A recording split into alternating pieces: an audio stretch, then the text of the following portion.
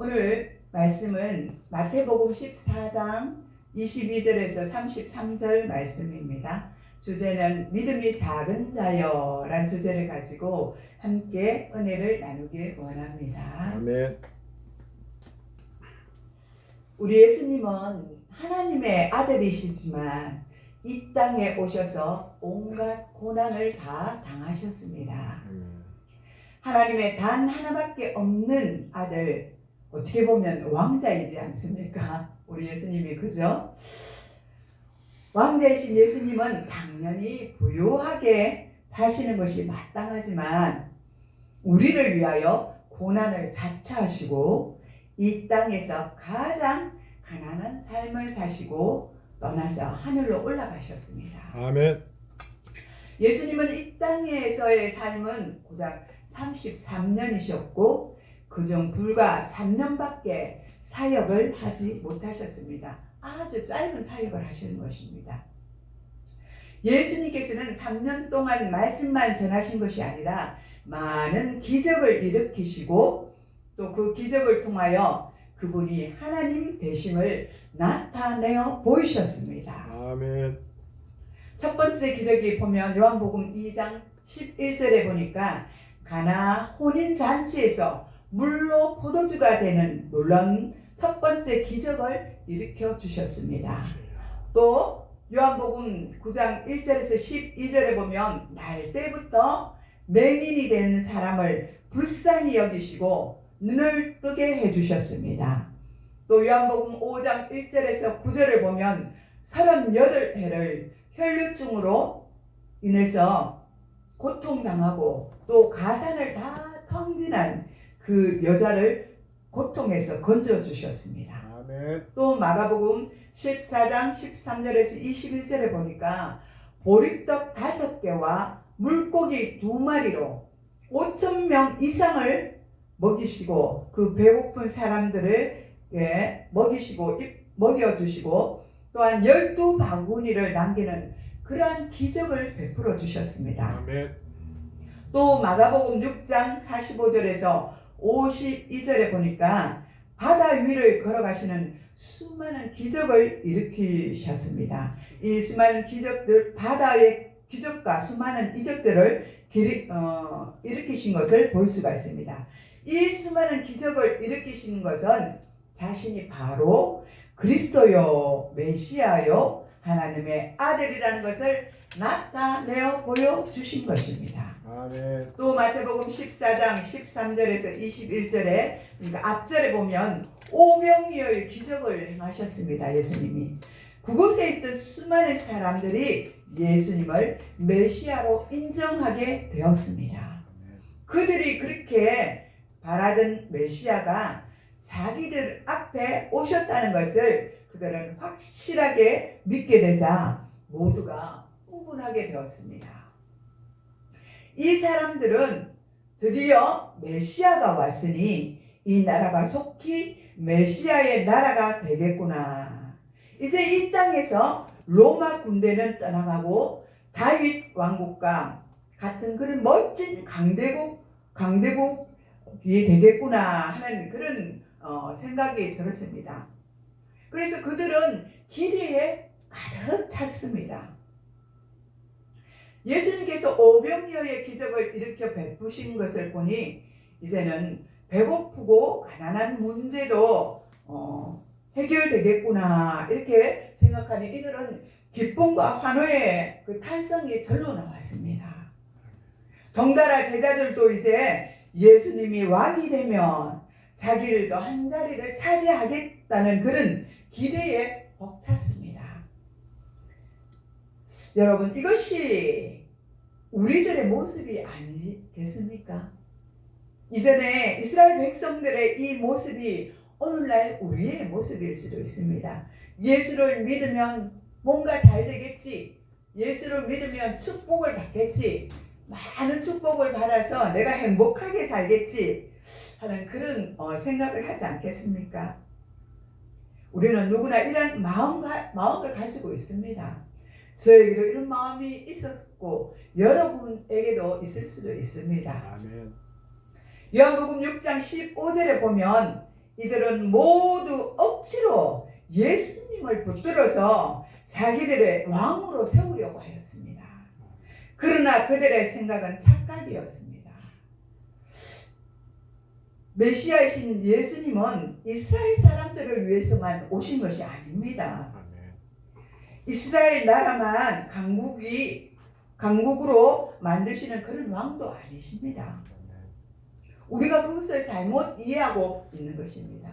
우리도 역시 마찬가지입니다. 예수님이 오신 것은 나만을 위해서, 우리만을, 예수 믿는 사람을 위해서만 왔다고 생각하죠. 우리가 좁게 생각하면요. 그러나 넓게 생각한다면 이 세상 만물과 이 세상에 있는 모든 사람들을 위해서 예수님은 오신 것입니다. 아멘. 메시아는 이 당시에 모든 자기 백성을 죄에서 구원하시고자 하는 그런 염원이 있었기에 이 땅에 오신 것입니다. 우리도 착각하고 있지는 않습니까? 나만 구하려고 예수님이 오셨다는 것은 오셨다고 생각하고 있습니까? 예수님은 나도 구원하고 이 땅의 모든 백성들을 구원하고자 오셨습니다. 아멘. 물론 예수님이 이 땅에 재림하시면 이 땅에 메시아의 왕국이 세워질 것입니다.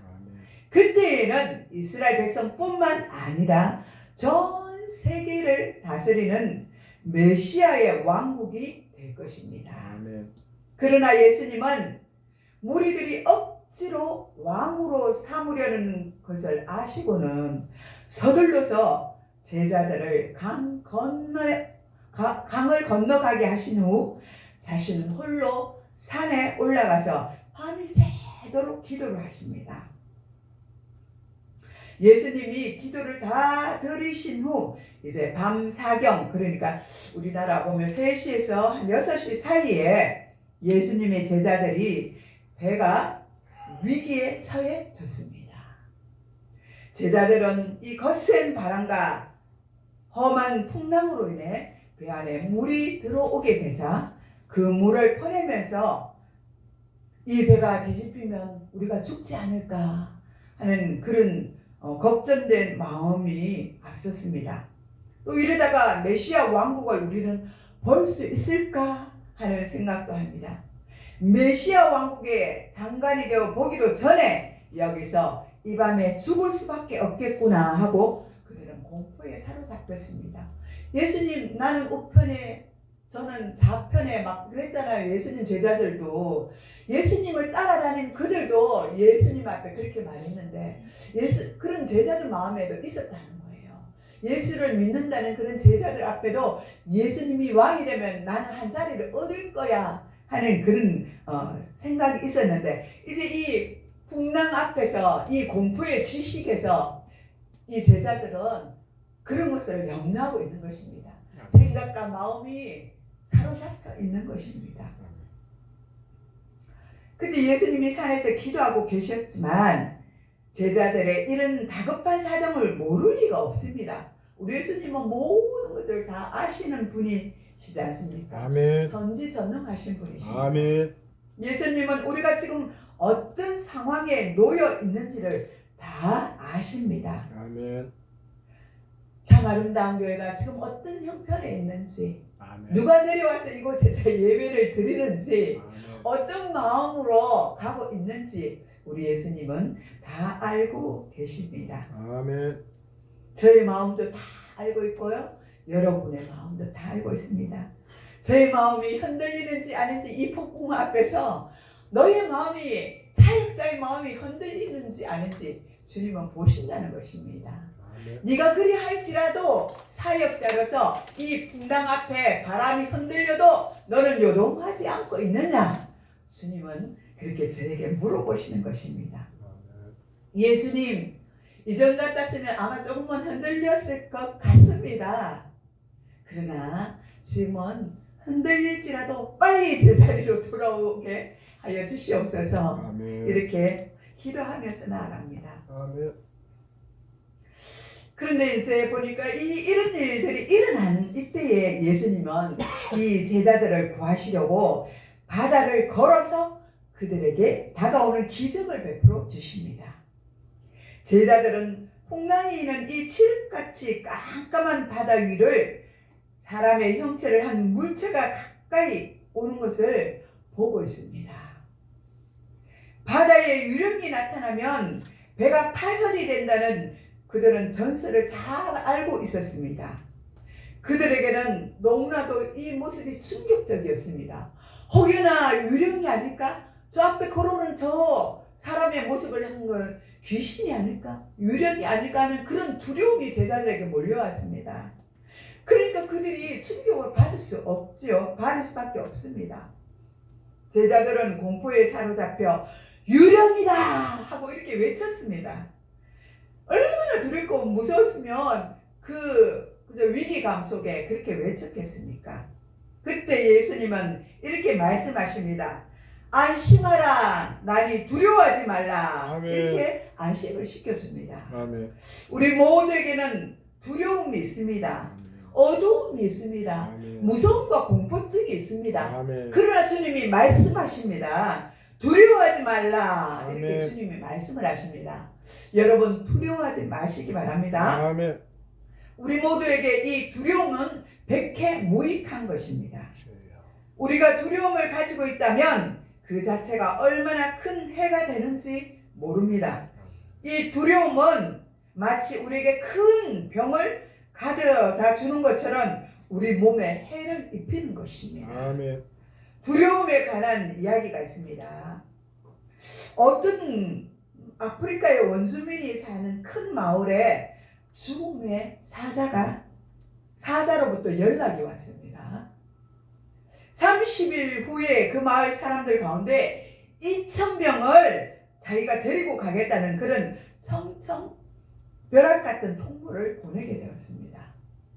이 일로 인하여 마을 주민들은 큰 근심과 공포에 질리게 되었습니다. 어떻게 하든지 살아나야 할 방법을 찾아야 했습니다. 이 마을 사람들이 다 모여서 그래서 이제는 회의를 하게 됩니다. 회의를 한 결과 대표로 추장이 이 죽음의 사자를 만나서談判을 짓기로 했습니다.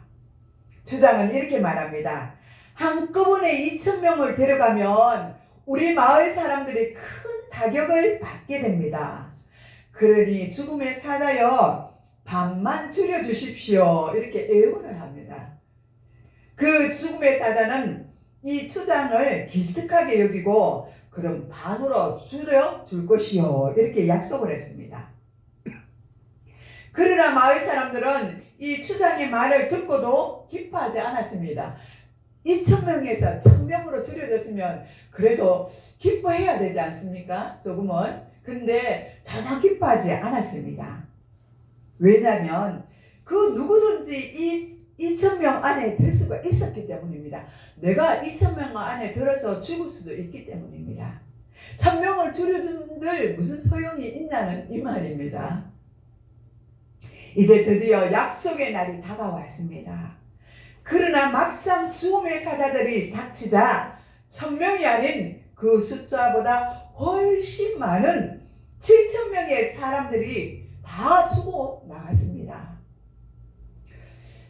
추장은 화가 몹시 났습니다. 그래서 죽음의 사자를 찾아가 이렇게 따졌습니다. 분명히 당신이 1,000명만 데려간다고 철도까지 약속하지 않았습니까? 어째서 7,000명을 데리고 갔느냐고 그렇게 따지고 물었습니다.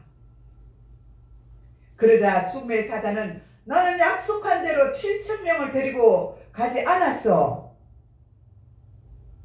이렇게 말했습니다. 그리고 화가 난 추장은 그렇게 말했습니다. 그러자 무슨 소리요? 오늘 아침에 우리 마을에 7,000명이라는 사람들이 다 죽어나가지 않았어. 그렇게 따졌습니다. 그러자 죽음의 사자는 이렇게 말합니다. 그것은 내가 한 것이 아니요. 나는 정확히 1,000명만 데려갔어.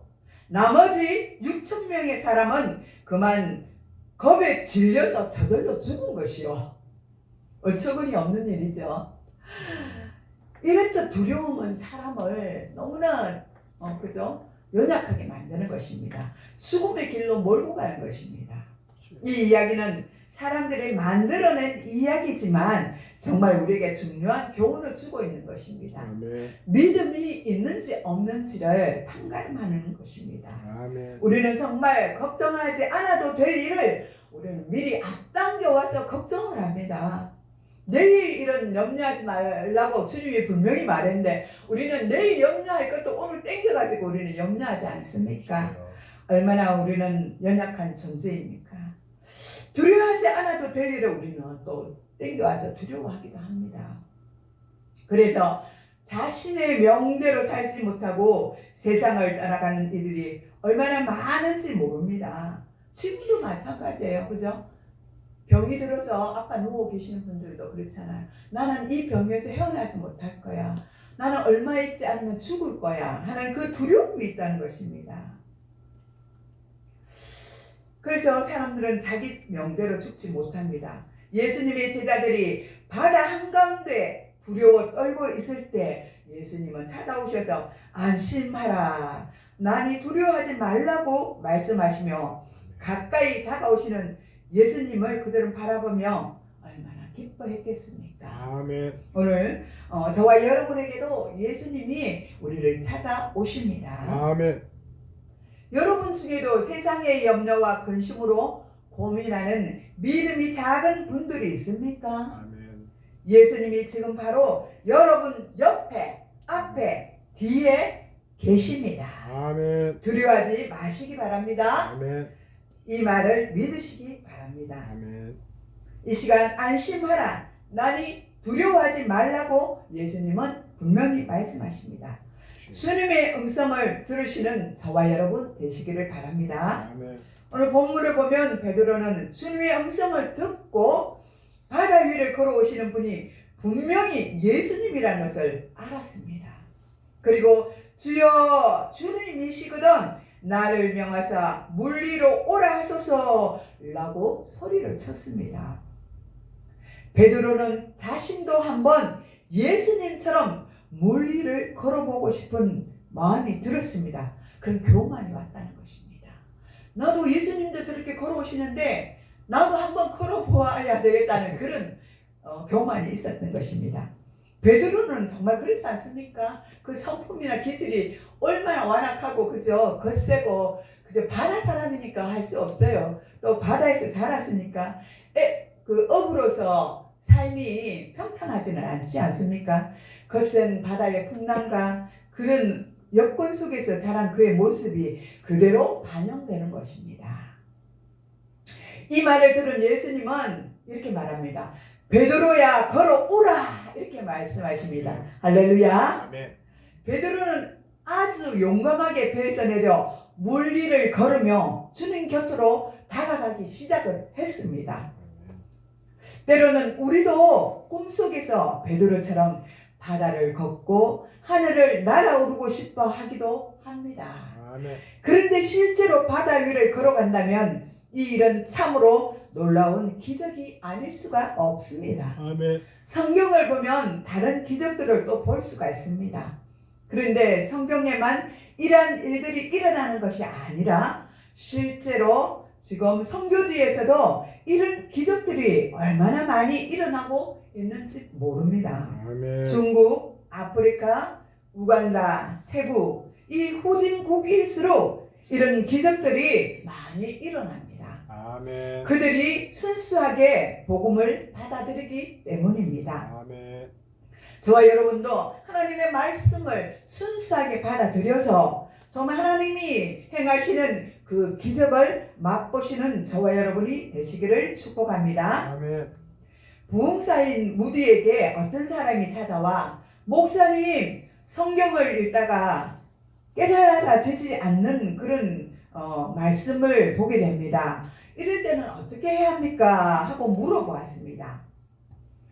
보통 사람이라면 기도해 보세요 하고 말하겠지만 그러나 무디 목사님은 나가서 전도하시기 바랍니다. 이렇게 말하는 것입니다. 또 지나가는 사람들의 손수레라도 밀어주시고 무슨 일이 있든지 그들을 찾아가서 섬기시기 바랍니다. 이렇게 말했습니다. 그렇습니다. 우리는 믿음과 행위가 같아야 하는 것입니다. 아멘. 믿음이 있다면 우리 행위도 똑같이 믿음을 따라 그 행위가 똑같이 가야 된다는 것입니다. 어렵고 힘든 가난하고 힘든 사람들을 보면 정말 그죠. 내가 없더라도 조금이라도 쪼개어서 내가 행위로 그들에게 베풀어 줄 때 그들은 그 마음문이 열려지고 그죠? 또 희망을 갖게 되는 것입니다. 아멘. 내가 많이 있다고 해서 내가 주는 것이 아니더라고요. 내가 많이 가졌다고 해서 섬기는 것이 아니라는 것이죠. 내게 있는 조그만 것이라도 나누어주고 구워줄 때 그들이 행복해지고 저와 여러분이 바로 행복해지는 것입니다. 아멘. 지나가는 그죠 사람들 손수레라도 밀어주고 무슨 일이든지 찾아가서 섬기시기 바랍니다. 아멘. 우리 교회 앞에도 간혹 리어카를 끌고 가시는 분이 있어요. 박스를 그저 폐지를 주어서 정말 힘겹게 가시는 할아버지도 계십니다. 가끔 뭐 그분에게 뭐 차도 대접하기도 하고 또 뭐 있으면 드리기도 하는데 그런 분을 바라볼 때 우리가 그냥 지나치지 말라는 것이죠. 단돈 1,000원이라도 커피 사서 드십시오. 많이 드려서가 아니고 내 마음 내 중심이 커피 한 잔이라도 그들에게 대접할 수 있는 마음, 그 마음을 예수님이 우리에게 원하신다는 것입니다. 아멘. 그리고 돌아와서 성경을 읽으면 깨달음이 옵니다. 행하지 않는 믿음은 죽은 믿음입니다. 행하지 않고 성경을 읽으면 깨달아지지 않습니다. 이렇게 말씀하셨습니다. 맞습니다. 성경을 읽을 때 우리가 깨닫지 않으면 우리 행위가 믿음이 그저 믿음과 행위가 똑같이 나가서 우리가 봉사할 때 또 그분의 마음을 헤아릴 때 또 돌아와서 다시 우리가 성경을 읽을 때 그 마음이 다르다는 것입니다. 그리고 돌아와 성경을 읽으면 깨달음이 옵니다. 행하지 않는 믿음은 죽은 믿음입니다. 아멘. 성경을 읽다가 혹시 깨달음이 없으시다면 실제로 나가서 복음을 전하거나 봉사를 하시다 보면 하나님이 함께 하시는 체험을 하게 되고 그때부터 말씀이 가슴에 와 닿아서 이제는 깨달아 알게 되고 믿어지게 됩니다. 아멘. 베드로는 예수님의 음성을 듣고 용감하게 바다 위를 걸어갔습니다. 그런데 베드로 앞에 갑자기 불어오는 바람을 보고 베드로는 두려워서 바다에 빠지고 말았습니다. 왜 이 같은 상황이 일어나게 되었습니까? 베드로에게는 갑자기 두려움이 몰려오게 되자 베드로의 믿음이 약해졌기 때문입니다. 이 풍랑이 불어올지라도 예수님이 앞에 계시기 때문에 예수님만 바라보고 가면 아무 일이 없을 거야 이렇게 해야 되는데 순간적으로 그 바람이 불어오니까 자기가 두려웠어요. 그래서 그 바다에 빠지게 되는 것입니다. 아멘. 베드로가 물에 빠지는 순간 주여 나를 구원하소서 라고 소리치자 예수님께서는 즉시 베드로의 손을 잡아 끌어올려 주셨습니다. 그리고 믿음이 작은 자여 왜 의심하느냐 이렇게 말씀해 주셨습니다. 여기서 우리는 베드로가 바다 위를 걸어오시는 예수님만 바라볼 때는 믿음이 커져서 바다를 걸었지만 그러나 잠시 주님을 바라보지 않고 바람을 보는 순간에 믿음이 떨어져 그만 바다에 빠지게 된 것입니다. 우리도 마찬가지입니다. 예수님이 전지전능하신 분이심을 우리는 믿어야 합니다. 아멘. 절대 주권을 가진 분이시란 것을 믿어야 합니다. 아멘. 주님 우리를 위하여 십자가에 달려 죽으셨다는 것과 우리를 정말 사랑하신다는 것을 믿으셔야만 합니다. 아멘. 우리는 주님의 말씀을 늘 묵상하고 주님이 행하신 일을 생각할 때 믿음이 자라나고 강하여 근심 중에도 낙심하지 않고 주님을 바라볼 수가 있습니다. 아멘. 두려움이 닥쳐와도 두려워하지 마시기 바랍니다. 주님을 바라보지 못하면 믿음이 점점 더 약해집니다. 하나님을 바라보고 하나님만 신뢰하시기만 하면 믿음이 강해집니다. 아멘. 아무것도 염려하지 마시기를 바랍니다. 아멘. 그러나 우리는 어리석게도 하나님을 바라보지 못하고 척박한 세상을 바라보다가 근심, 걱정, 원망과 불평 속에 살아갑니다. 자연히 우리의 믿음은 약해지고 작아집니다. 우리가 평소에 어디를 바라보느냐가 얼마나 중요합니까? 우리는 항상 하나님의 신실하신 약속의 말씀을 믿어야 합니다. 아멘. 신실하신 하나님만 바라보아야 합니다. 주여. 믿음으로 산다는 것은 한마디로 주님을 바라보는 것입니다. 주여. 비록 우리가 세상에 살아가고 있지만 이 땅을 바라보는 것이 아니라 보이지 않는 그 하나님을 믿음으로 바라보아야 합니다. 아멘. 오늘 본문 33절에 배를 타고 있던 사람들이 예수님 앞에 엎드려 절하며 이렇게 말하고 있습니다. 진실로 하나님의 아들이로소이다. 이렇게 아멘. 고백합니다. 저와 여러분도 이런 고백을 하시기를 바랍니다. 아멘. 예수님은 전지전능하신 하나님의 아들이십니다. 아멘. 믿음이 없던 도마는 부활하신 예수님의 목자군 난 손을 보고서야 그제서야 나의 주님이시오 나의 하나님이시로다 이렇게 고백을 합니다. 요한복음 20장 28절에 나와 있습니다. 주님이 허락하지 아니하시면 우리의 머리카락 하나도 상하게 할 자가 없다고 누가복음 21장 18절에 말씀하고 있습니다. 하나님은 우리를 사랑하시고 우리와 항상 함께 하시는 임마누엘의 하나님이십니다. 우리 예수님은 보혜사 성령님을 보내주셔서 우리와 항상 함께 있게 하시겠다고 요한복음 14장 16절에 말씀해 주셨습니다. 예수님을 믿는 사람들에게는 그리스도의 영이 늘 임재하고 있습니다. 주여. 우리는 결단코 혼자가 아닙니다. 아멘. 언제나 어디서든지 주님이 우리와 항상 함께 하십니다. 아멘. 기도하겠습니다.